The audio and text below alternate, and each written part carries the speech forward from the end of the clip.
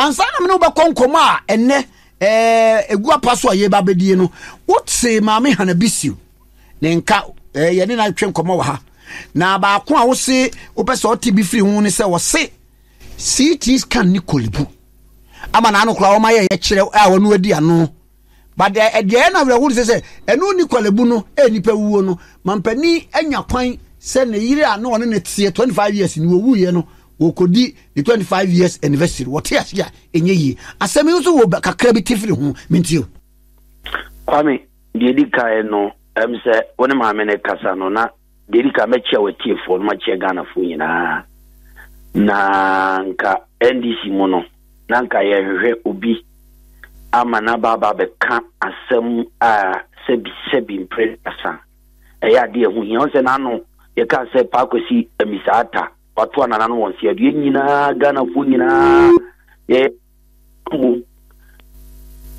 di tu da no ye di ato na di ebe koso na ye nyina ya nya solemn moment e di ama na sebi e me nwanwa se sama me no obegina ho e make that statement sebi imprediasa aban bi aba betra so nda what China man for say government be by na you don't want to talk about previous government the ekoso na nti enye obi ama na ma me kasa say anabisiu na me fere ma no kra say ina no okikan simbi say na na do dan kwakufu ado ajai the amanfo wu kolebu akọ ni former wife birthday eno so if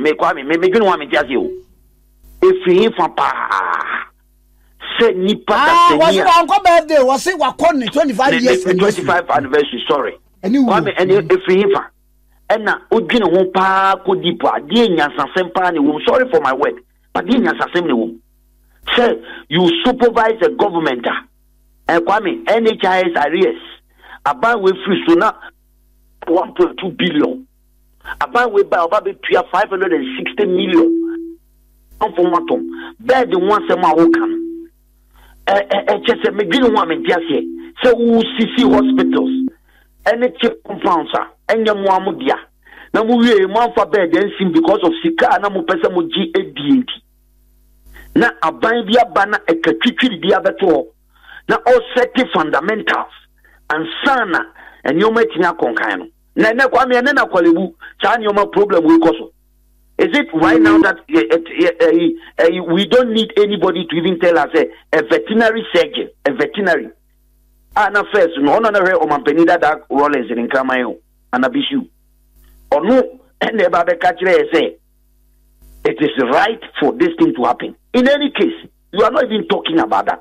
We are talking about the realities, Kwame. Yenim about in terms of the health sector. And go to Kuala Lumpur right now and go and see what is happening there. Beds are recently buying at the core. Kwame, it's an abuse of the MC Jama. You do we other some now him on an uncle my Rollins a crowd or didn't buy or man ye upino. We Canada pa na Guvuado no bedin obidin atem Guvuado abine with Natema mama. Na na could grad my Rollins and the man no not first no Kwame no Cuba. You go find free touchment ya. The first Zimba women's movement and no if he came and you could shape play more than you could shape my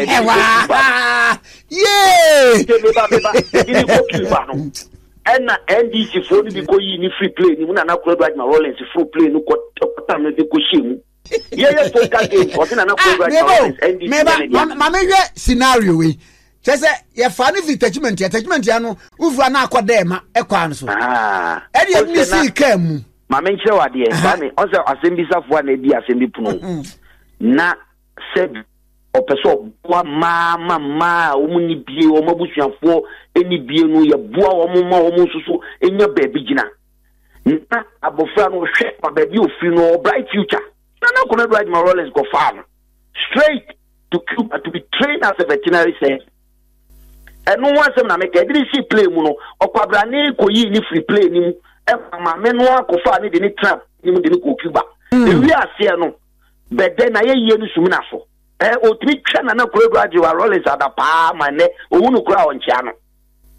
It is any power they criticize now the health system, now there's also on the medical Cuba the standard of medicine in there. I by another Westman Vice President Mama said I find it me back. The only answer was constructive strike and a dining and penny yes hospital. Is that how you manage a health sector? You see, so many problems of course for the health sector. And you know it. Recently, and someone CCA nursing and teacher nursing allowances. Our mobile on and buja. About we buy no baby says come. What are they talking about? Okay. They have nothing to say. MCC say no near Jumaye and come and go phone come or Mufani and Zino among for management of his minister obey and is a better fit to New now Obano Babon Tibekasa, but it's rather unfortunate. Sebi Ubi president, the former wife, Atuan and animals here do not Sebi and Kedum. Now extra politics. Now getting into the data. It is rather unfortunate. Meaning, Medas in the informer the Abasse purchase of 90 million office complex. Ghana Gas Workers Protest. Now, office ben among quarter I said my phone people you saw. Kwame, I say unim say I say my informer unim say tro. Kwame 90 million Sikano Kwame Ghana Gas airport residential area Obahoda. Aye. Oba Kwame Oba first I fanana Oba first conference I'll be interview and now no piece of family way for mo be interview I fanana near the motran. Oh sir a old conference and now Jina Diase we producer and Jina Obi fie Nana Ghana Gas your office Obi Onimbia baby dance only a child him say ya no aduane wa chire open pa Kwame ntina me po asemi and na wa unim sesika twitwi di Kwame ni etua Obi okwabrane aban previous administration Obi fie Nana Ghana Gas Oba office Kwame communication director to send me minini office. Apart from chief executive, no, yet also say a sardine, no be an obiana, she said. Or mat now 7 years. And I see Kachiri Dia Kwame Pia. Oba make me documents at your office. How much we were paying for a month. Area Siano Kwame, workers no pass Pama and Pennyphobi were a whole previously almost say. Yamubo container a workile office nechi. Na Yamfanya of Mancophone and Cophone Cotton. Kwame, can you imagine in a corporate society where people need to sit in a conducive atmosphere to make sure, say, Oba procurement officer, the officer, baby, I honor to make the cost of director of operations, commercial, now the share baby almost share Kwame, as almost boom under the able leadership of Dr. Benasanti. Or say, baby, I own your conducive. Under the help of His Excellency the President, the help of the Vice President, the Energy Minister, and Kwame Yakonya befitting office, ultra-modern office. Nasikano informal account, trosem, that amount no clock 90 million. 90 million, Ghana Gas, you go for 90 million. Kwame, I want to invite you. I know, Kwame, almost $10 million US.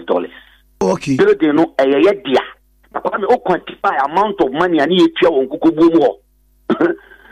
All the almost $280,000 a year, and then you tell on Kukubu. And then they see if what would you come a friend say airport residential area, maybe a former STL for no or more Konamono. Now, that was workers protest. Workers informal can not call the workers no interview of all in journalism. I've done journalism before. I am a professional trained journalist. Send me report to story. Workers are not happy. Who are the workers? There were two types of workers in Ghana Gas. Your engineers are operate the machine. The other day I was telling you about indigenization. Say almost site operate the plant facility no my gas, my timidima enya enyinam kanean.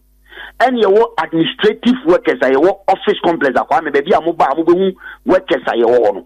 Why agitate? Because they are tinkuko bomu nyamia na dominance wa bonya office everybody, every worker including security engagement obia or babiki emo obia tono kama. Who is complaining? Who is agitating? I would dare the informer to come out, Kwame. Make me inviting Central for organ and Momaba office or no Maba previous office and the current office. Now you're privileged enough to come there. What we say? Why that area, son say? When the downboarding and a Ghana gas more operative from a trouble. It became office in the Kwanka trouble and Cleveland Camunia Baby and Quebec for. Kwame, you don't know the number of investment opportunities and people who troop to Ghana gas office every day. Okay. They want to do business. SA Accra. Now the GMPC for some more office Jubilee Oil Field, but more office for Accra. Before the exploration, more Baku Tema, more Baku airport residential area. Too. I mean, it doesn't matter. The point is that you need an administrative, because when maybe administratively, no Ghana gas and Yoma Bibraye or commercial department and NIPA over 20. And our commercial department determine the pricing of gas, determine the exploration aspect and a lot. Commercial operations, your project managers, your different government relations, communications, a whole lot of corporate Juma. It was that's the two, be an nipa Kwame. Messi me a make a choose by Brian appointing me to Ghana gas and call because the office. I was so seriously, Kwame. So while by what the who be yes or be say, you have seen it yourself. And it is a sabi a previous. So all running any corporate entity. Kwame, I say what you na Kwame Grumeti Gaze wajidi be anymore. Now be well feel na sabi Kwame. Kruabesia, Empesia, Wesia, now Tinche, now Nabia, now Yirino Mabia, Nipani Piabontia, the other Nobecachi or Kwame. Sakwa, so Nubia, then a new job, you know, Nubia. Ghana Gas is one of the strategic company.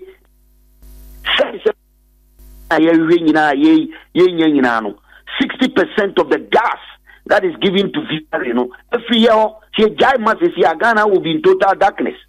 And this is a company that has been in existence for this long. And look at the corporate officer, Ghana Gas, the corporate officer, now Rehokwame, now Asifim.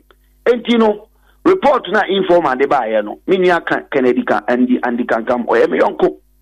It is wrong journalism. I'm the communication director. Why didn't you call me to hear my side of the story? It's ethical standard of journalism. That is the first preamble. Ethically, you should contact me. Come, I will invite you to the office because my first strategy, I made a call organization is to open my door to any media house to come when you have any information whatsoever. Argentina ethical standard of journalism, say when you have a story, you have to go and cross-check with the other side to give them their side of the story. But you didn't do that. You just write a story and just throw it out there. Story no so. Workers no more agitating. Who are the workers? And I'm catch on two types of workers. Who are those who are agitating? Kwame, I my phone on many papa. Me invite you. Anyway, you my for UTV for ne or UTV for crowd or bawa. Just come and see what you then you so that you can tell the nation. Say we have to know and yet sebi sikani yonkuni primeni obi bae ebe benyan sika egi sika kwame procure and your mama ye previous leadership you person because it's under investigation makachiro say go to that level as some of us will come out and then and your might be so achiro ukwa yembe show the amount of money na ye tua e was ankuko wo e na ye tua what they compare now, they compare amount of a year outright to have an ultra-modern office with conferences, rooms and everything there. A year personal property, a year just you ama in Chilimani, a buying a baby, a baby piano, obi baby piano, baby you. Which one is the best? Kwame